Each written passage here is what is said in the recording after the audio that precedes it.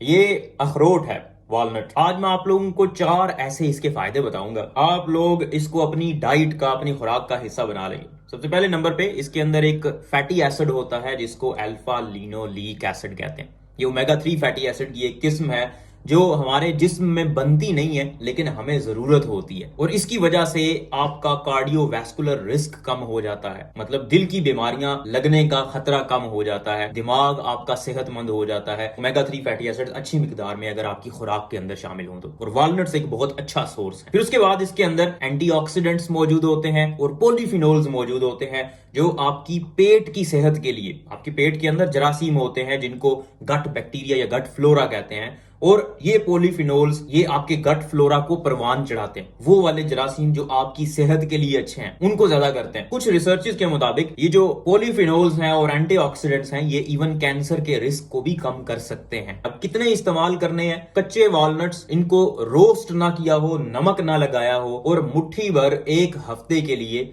More than enough है।